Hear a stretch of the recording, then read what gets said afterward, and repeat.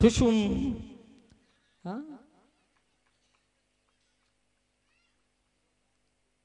એ તમે સુરતમાં રહેતા હો તો મારી તમને બધાને યુવાનોને વિનંતી છે કે વર્ષમાં 3 થી 4 મહિના દાદા દાદીને તમારા ઘરે લઈ જાજો. એ દાદા દાદીના ખોળામાં તમારા છોકરાને રાખજો અને ઈ દાદા દાદીના સંસ્કાર અને એનો જે મમતા વાળો હાથ પડશે ને તો એ છોકરા મોટા થાય ને તો તમને ઘરે રાખશે, નકર માજનવાડે મૂક્યા હશે, માજનવાડે.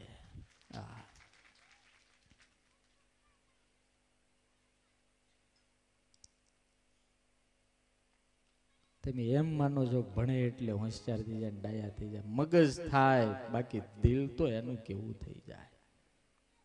બધાય ગણતરી બાજ થઈ જાય, બધા જ. સુધરવું પડશે આપણે. અજામિલનો અંતકાળ આવ્યો, યમદૂતો તેડવા આવ્યા ભયંકર. આમ કિંકરો નાખીને જાય, જીવને ખેંચતા હતા. જોરથી બોલાગ્યું, નાણિયા દોડજે, આ મને મારી નાખે છે. હે નારાયણ દોડ, દોડ નારાયણ. આમ જ્યાં કીધું ને આકાશમાં પરમાત્માના દૂતો આવીને ઉભા રહી ગયા અને ઓલા પાસથી જે બાંધ્યો તો એ પાસ તોડી નાખ્યા. દિવ્ય દેહ વાળા આ ભયંકર યમદૂતો હતા. ઓલા યમદૂતો કે તમે કોણ છો? તો કે અમે વિષ્ણુના દૂતો. આ તો અમારો જીવ છે. અરે તમારો હતો, એને અમારા ભગવાનનું નામ લીધું છે ને એટલે તમારો નહીં. અરે પણ એને ક્યાં તમારા ભગવાનનું? એને તો એના છોકરાનું નામ લીધું. ગમે તે લીધું હોય, પણ અમારા નારાયણનું નામ લીધું છે. નીકળી જાઓ. અને અજામિલ પોતે આમ પિક્ચર જોતો હતો, હું તો આપણે બધા જ જોઈએ છીએ. છેલ્લી અવસ્થા હોય, બાપા આમ મોઢું ફાટ્યું હોય, આંખું ફાટી ગયું હોય, લોકોને એમ બાપા શું જોવે? પણ અત્યારથી 60 વર્ષ જે કાળા કામ ને હારા કામ કરવાની ભગવાન ફિલ્મ ચડાવે. જો બધાને ચડાવે. એના બાપને ચડાવી હતી. દશરથ મહારાજ છેલ્લા શ્વાસ લેતા હતા અને પછી કુદરતને એટલે વિધાતાને ગાળો દેવા માંડ્યા દશરથ કે મેં હું એવા પાપ કર્યા છે, મારે આ જોવું પડ્યું સમય. 4 છોકરા, એક છોકરો પાણી પાવા વાળો નહીં. અને એ વખતે ભગવાનને એમ થયું મારા બાપ ભૂલો પડે છે, એટલે દિવાલમાં એને શ્રવણ દેખાણો અને એના બંને આંધળા મા બાપ દેખાણા. અને એ વખતે દશરથ પાગલ થઈ ગયા અને એમ કીધું કે હે ભગવાન, વાંક તારો નથી, વાંક મારા કર્મનો છે. ભાઈ કૌશલ્યાના હાથ પકડીને કહે છે તને દિવાલમાં કઈ દેખાય છે? તને દિવાલમાં કઈ દેખાય? કે મહારાજ કાંઈ નથી દેખાતું, તમને ભ્રમ થઈ ગયો. કે નહીં, ભ્રમ નથી, મને મારા ભગવાન મારું પિક્ચર દેખાડે, મારા કર્મની ફિલ્મ દેખાડે. અને એ વખતે દશરથ મહારાજ પોતાની યુવાનીની વાત કૌશલ્યાને સુમિત્રાને કરે છે. યુવાન હતો, શબ્દવેદી બાણ મારી એકતો તો. એક વખત રાત્રિનો થોડોક સુમાર જેવું હતું, સંધ્યાકાળ જેવું, અને મેં શબ્દવેદી બાણ કોઈ હાથી પાણી પીવા આવ્યો છે સરોવરમાં એમ માનીને છોડ્યું. પણ એ હાથી નહોતો દેવી, આંધળા મા બાપનો એકનો એક દીકરો હતો. શ્રવણ વિંધાઈ ગયો હતો. મેં જઈને જોયું, બ્રહ્મકુમાર વિચાર, છાતીમાં હૃદયમાં બાણ લાગેલું.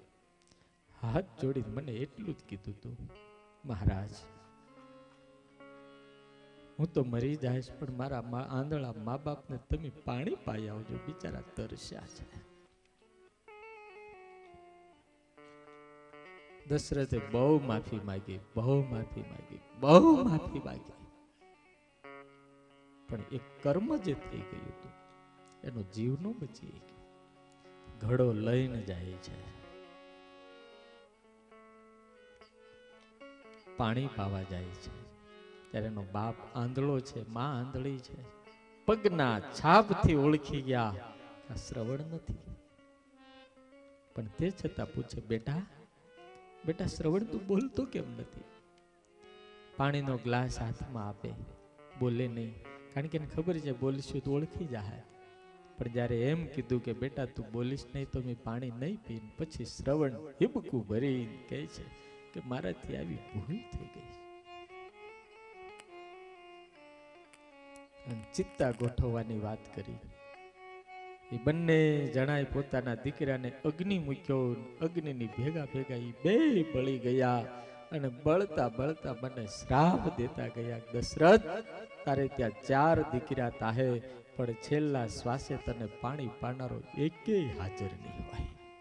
અમે અમારા દીકરાના વિયોગે મરીએ છીએ ને, એમ તું માથા પછાડી પછાડી તારા છોકરાના વિયોગે મરીશ.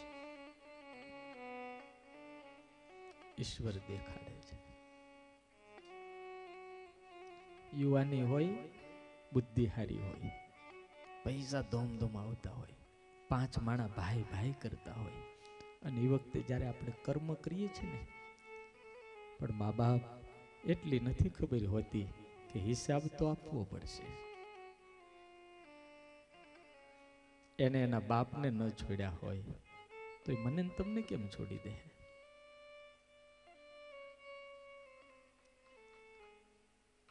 કવિ આપે ગાયું છે, દાંત કવિએ બહુ સરસ ગાયું છે. જીવડો લીધેલો એને શ્રવણ કુમારનો, અંધો ને અંધી એની નજરે ચડે છે. જીવડો લીધેલો શ્રવણ કુમારનો, અંધો ને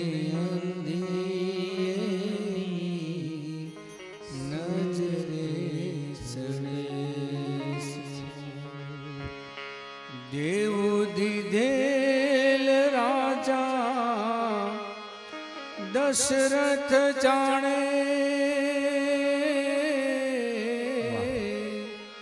દેવું દીધેલ રાજા દશરથ જાણે, એ પુત્રના વિયોગે એનું ખોડિયું પડે છે રે.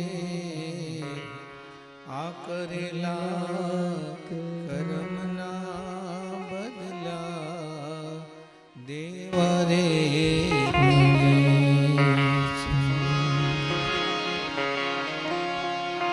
કંઈ પણ જ્યારે કરવાનું થાય ત્યારે હો વખત વિચાર કરીને કરવું.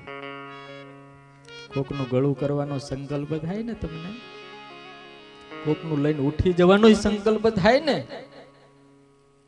તો હો વખત વિચાર કરજો. મને તો નહીં પચે, પણ મારી પેઢીઓ ખતમ થઈ જાય, મારા છોકરાને ખાવાના દાણા નહીં રહે. એક વખત સુદામા કૃષ્ણના ભાગના એક મુઠ્ઠી ચણા ખાધા. કૃષ્ણ અને દાવના ભાગના ગુરુમાએ આપેલા 3 મુઠ્ઠી ચણા લે સુદામા, તારા આ કૃષ્ણના અને દાવના ભૂખ લાગે તારે 3 ભાગ પાડી વેચીને ખાઈ જાજો. પણ ભૂખ બ્રાહ્મણને બહુ લાગી બિચારાને, 3 ભાગના ખાઈ ગયા. અને દ્વારિકાજન કહે છે, કાના તે દાડે મેં કીધું તું મારી દાંત ડગડખે છે, દાંત કટકટ થાય છે. આજે હાચીને વર્ષોથી મારા દાંત કટકટ થાય છે, ખાવા ધાન નથી મળતું. મારા એકના કર્મે કરીને મારા છોકરાઓ બિચારા ભૂખ્યા હોય છે, મારી ઘરવાળી બિચારી ભૂખી હોય છે. તમને એમ લાગશે કે લેર કરી લઈએ, ગાડી લઈને ફરી લઈએ, પણ મા બાપ એ ધુમાડા ગાડીના નીકળે એમ તમારા ઠાકોરજી કાઢી નાખશે. કોઈનું લેવું નહીં હરામનું, હા, ક્યારેય લેવું નહીં. એ રોટલો ખાવાનો થાય તો રોટલો ખાઈને હુઈ જવું, પણ અણહકનું જે દાડે હાથમાં આવી ગયું, અત્યારે લાલ પીળા થઈને ફરવાની મજા આવે, પણ જેને જેને લીધું એને પૂછજો ક્યારે એની વેદનાઓ કેવી હોય. ભગવાનનું નામ લીધું ને એટલે અજામિલ બચ્યો, ભગવાનને પ્રાર્થના કરી. પણ આ બાજુ પેલા બધાએ દૂતો જઈ, યમરાજના દૂતોએ જઈ અને મહારાજ યમરાજની પાસે ધા નાખી. કતિ સંતિ શાસ્તાર જીવ લોકસ્ય વૈ પ્રભો. હે મહારાજ, મૃત્યુ લોકની અંદર શાસન કરનારા કેટલા જણા છે?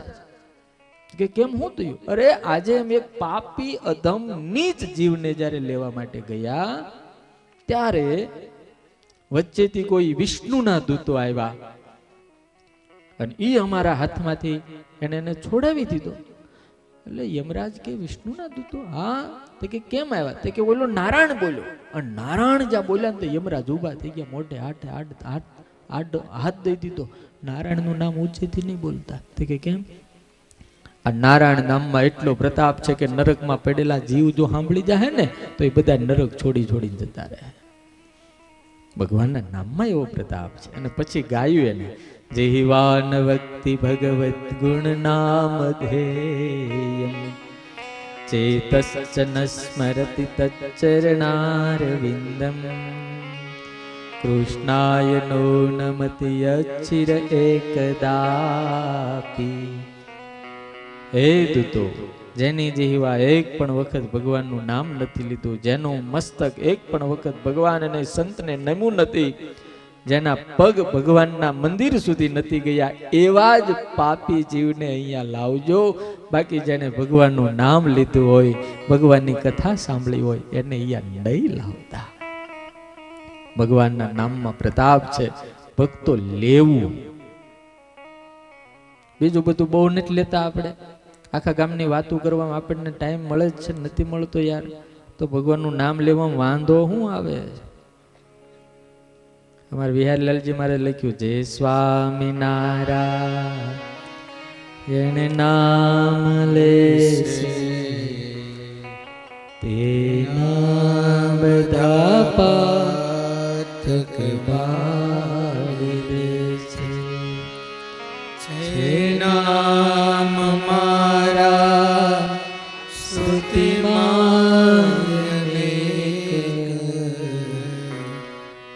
સર્વોપરિયા જગનાયક. કલિયુગ કેવલ નામ. કોઈ કવિએ બહુ મસ્ત ગાય, જગ મેં સુંદર હે દો નામ. એક કડી સંભળાવો. जग में सुंदर है दो नाम, चाहे कृष्ण कहो या राम, बोलो राम राम राम, बोलो श्याम श्याम जग में.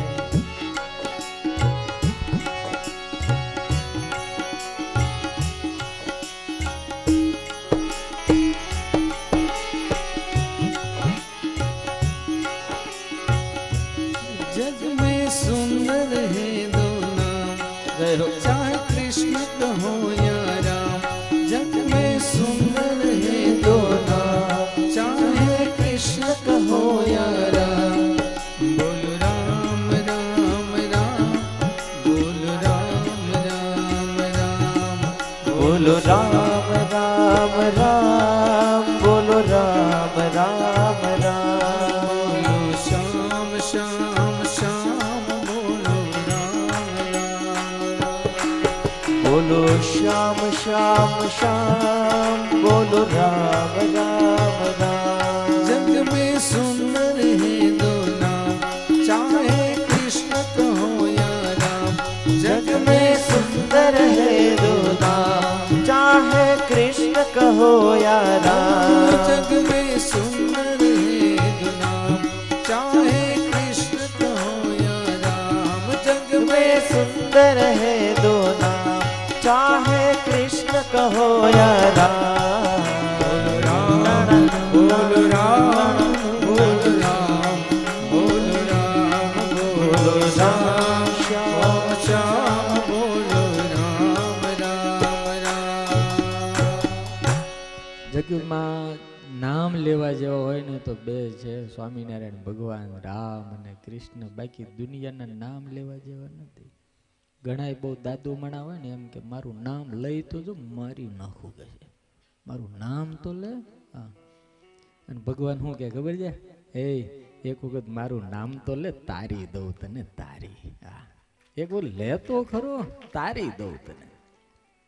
અને ઘણા કે મારું નામ તો લે, ખબર પાડી દઉં. લે, તારું લેવા જેવું જ નથી, શું લેવું? જૂના જમાનામાં ઓલા બેન ડોક્ટર પાસે ગયા બે છોકરાને લઈને, એટલે છોકરો બીમાર હતો એટલે સાહેબને કીધું સાહેબ આ છોકરાને તાવ હતો, કેસ લખાવો, એટલે કેસ લખાવો. છોકરાનું નામ લખ્યું પિન્ટુ, એના બાપાનું નામ લખો તો એના બાપાનું નામ લખો, એટલે મોટાને કહે તું લખાય તારા પપ્પાનું નામ. તો તું લખાય ને તો કે મારે ન લેવાય, તું બોલ ને. બેનો પેલા ધણીનું નામ નહોતા લેતો, હવે ગમે ત્યાં બેઠો હોય ને મનોજ, પેલો મનોજ દોડતો દોડતો આવ્યો. આપણને એમ લાગે કે છોકરાને બોલાવતા, તો છોકરાનો બાપ આવે. કોઈ નામ નથી ને પાછું. મને જાડા પરિવારમાં કોઈ નામ આવડતું નથી, એક એનું ઓળખતું નથી. હા, બાપા આવે એટલે આપણને એમ થાય કે મનોજ છોકરો છે, બાપો નીકળે. એ ધન્યવાદજી આપણી માતાઓને કે એને આજીવન પોતાના પતિઓની મર્યાદા રાખી, લાજ રાખીને કોઈ દાડો જી સિવાય બોલાવ્યા નહીં. હે, અને અત્યારે તો તું કરે ગગલાવી નાખે. એટલે અમારે કોઈ સંતે બહુ કીધું પતિ અને પરચુરણ બે હરખા, પતિ અને પરચુરણ બે હરખા. ગમે ત્યારે ખખડાવાય ને ગમે એમ ખખડાવાય. હા,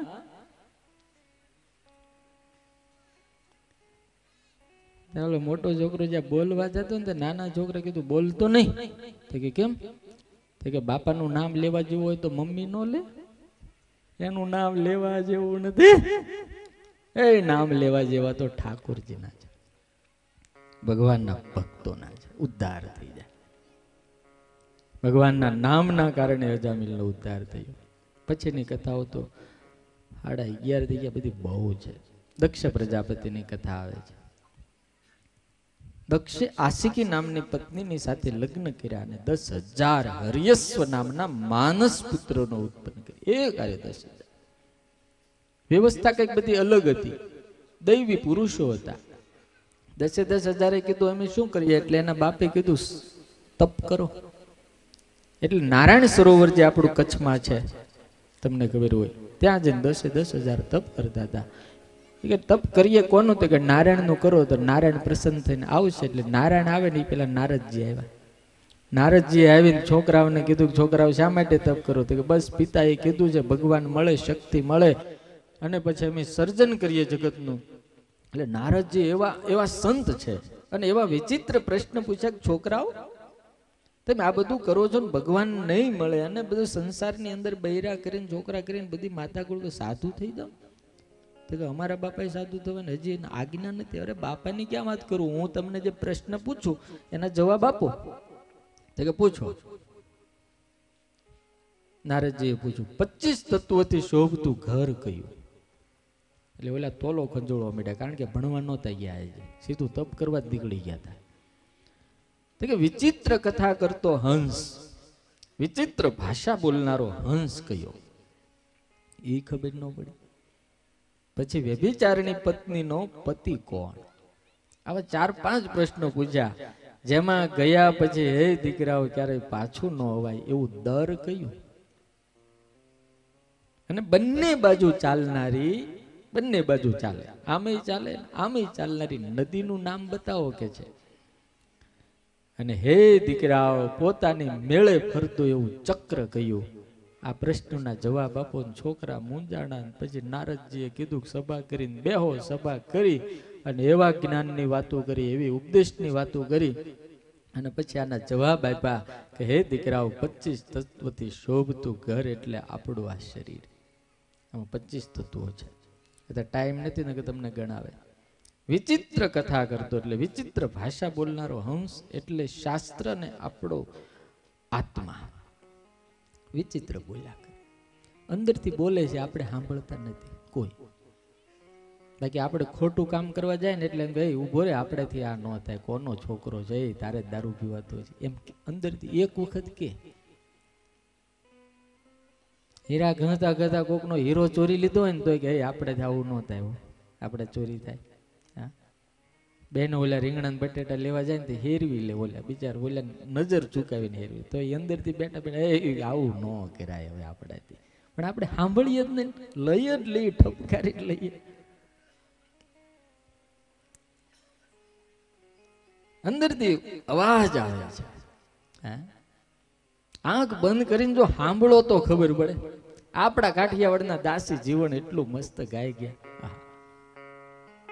દેખંદારે કોઈ પરખંદારે કોઈ આ દલબા જણણ જણણ જણણ જણ ઝાલરિયા. અદ્ભુત શબ્દો છે, સાંભળો મજા આવે. દેખંડા કોઈ આદલમાં જણણ જણણ જણ જણ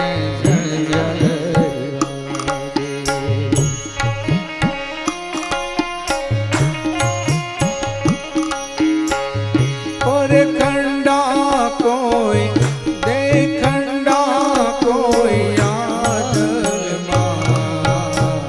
જણણ જણણ જણણ જણ જલ વાગે.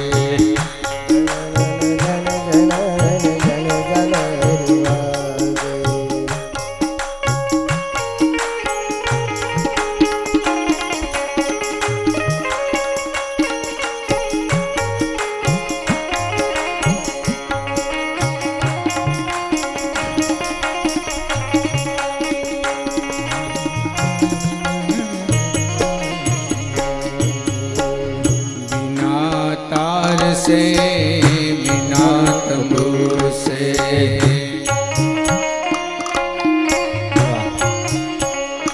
બહુ ધ્યાનથી સાંભળજો, અદ્ભુત છે. बिना तार से बिना तंबूर से बिना मुख से मुरली सुनाए. बिना मुख से मुरली सुनाए.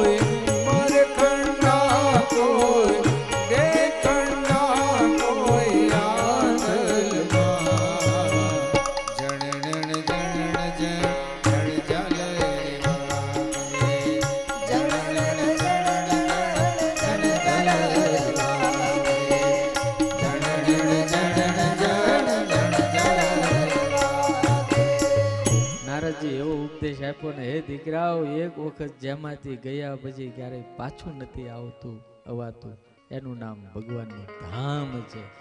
એ આ માણાનો દેહ ત્યાં જવા માટે મળ્યો છે. એવી વાત કરીને બધા સાધુ થઈ ગયા. 10,000 સાધુ જાય એકારે.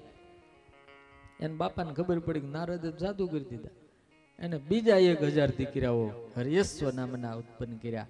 શબલાસ્વ નામના કીધું કે જાઓ તપ કરો. તો પાછા નારદજી આવ્યા. કીધું તમારા મોટા ભાઈ ગયા ત્યાં જાઓ.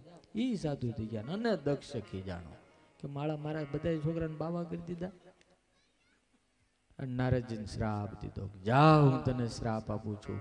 હજી તો મારા પુત્રોને વિષયોની ખબર નહોતું, જ્ઞાન નહોતી, ભાન નહોતું, અને તે બાવા કરી દીધા, સાધુ કરી દીધા. માટે હું તને શ્રાપ આપું છું, તું એક જગ્યાએ ક્યાંય સ્થિર થઈને ઊભો નહીં રહીએ. નારદજી તો નાચવા માંડ્યા, તંબુરો લઈને, કરતા લઈને. વાહ ભાઈ, ધન ભાઈ છે, એ ધન્યવાદ છે તને, કોટી કોટી ધન્યવાદ છે. આજ દિવસ સુધી હું ક્યાંક બેહી રહેતો, હવે તો ગામડે ગામડે કરી ભરીને બધાને સાધુ કરી દે.